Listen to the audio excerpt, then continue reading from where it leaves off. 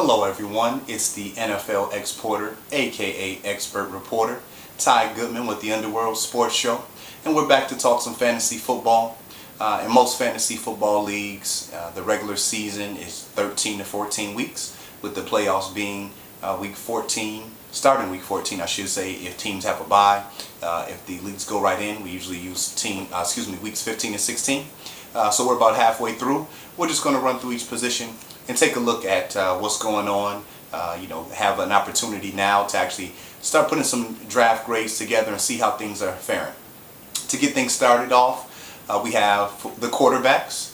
We have Peyton Manning. He's doing an outstanding job. Everybody knows the damage that Manning is doing.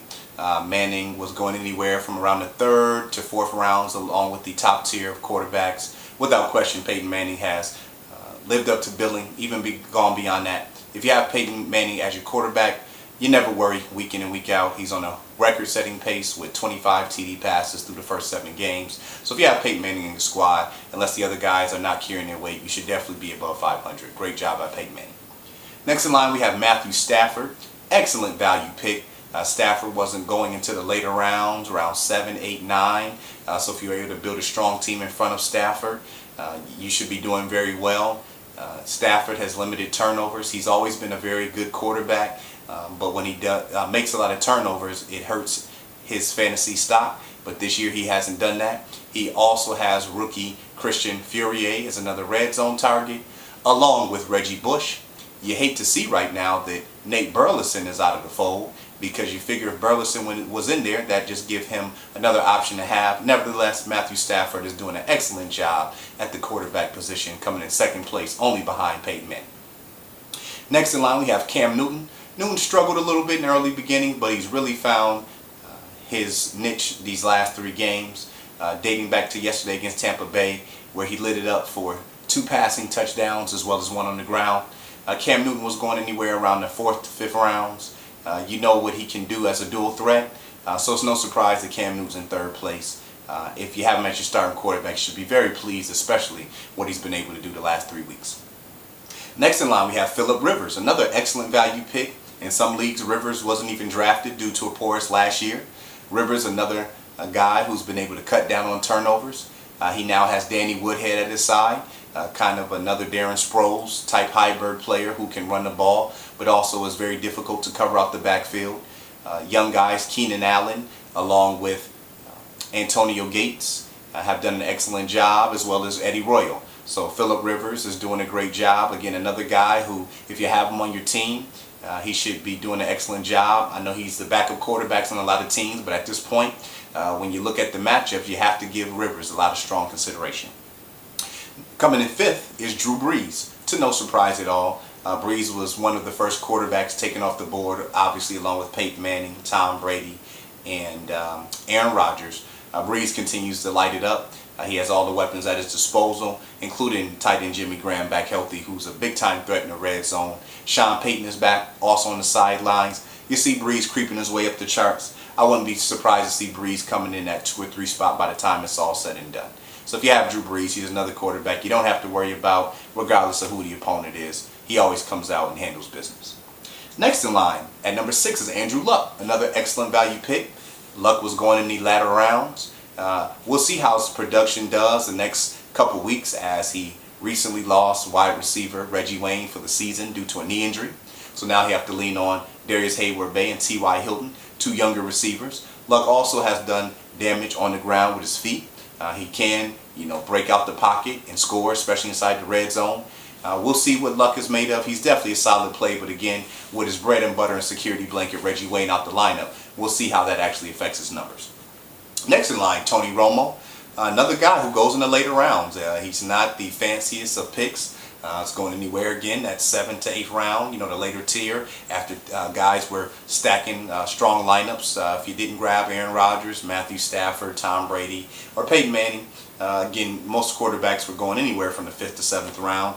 Romo has been a little bit inconsistent this year. Again, he had 1 game this year where he exploded for over 500 yards and 5 TD passes that kind of bulked up his numbers some. He has been without Miles Austin, which really isn't a surprise. Terrence Williams. He's not a rookie, excuse me. He was a guy who was on the practice squad. He's worked his way into the lineup. He's turned into a solid number 2 receiver. Dez Bryant is doing a great job. And Jason Witten's always there as a security blanket. So Tony Romo's another guy who definitely puts up solid numbers in fantasy football. And if you have him on your team with another, some other good pieces around him, you should be faring pretty well. Romo always finishes in the top 10.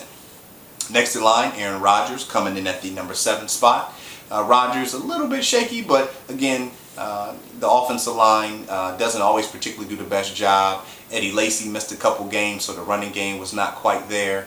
And unfortunately for Rodgers, he suffered some serious injuries.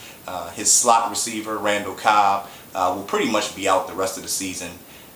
James Jones has been fighting some injuries, but Rodgers, with his acute accuracy, still has Jordy Nelson as a target.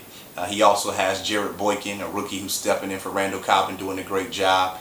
He also just lost Jeremichael Finley to a neck injury, more than likely for the bulk of the year. So it'll be interesting to see how Rodgers' numbers fare the rest of the way.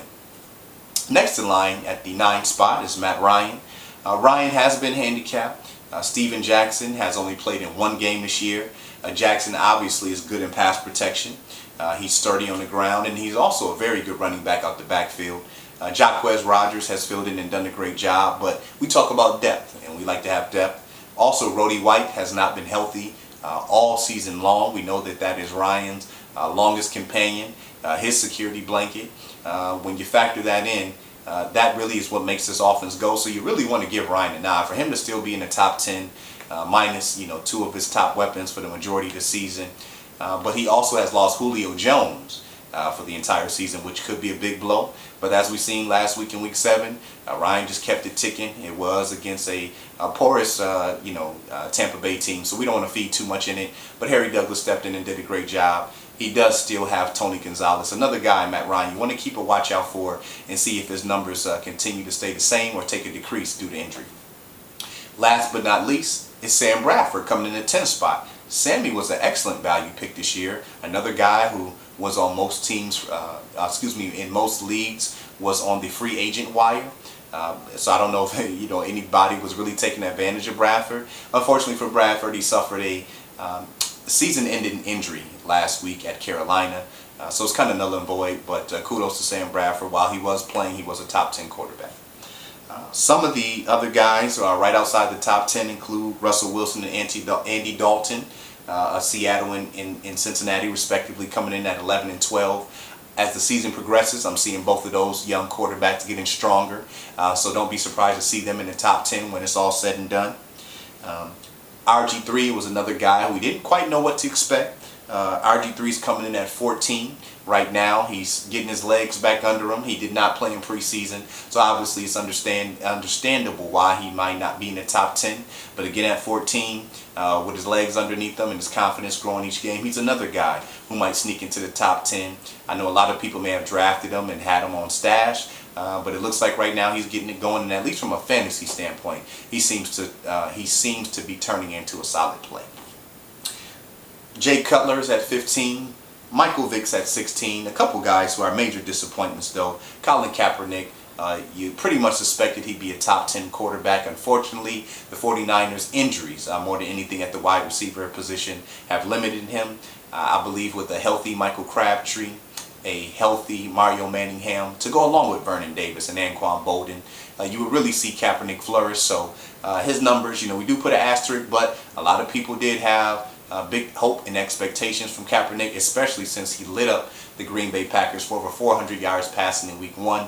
It's been quiet, but we see Kaepernick rounding in the form. 49ers are getting back to the running game, which is opening up the play action, and we'll see how Kaepernick fares as the year goes on and he gets some of those weapons back.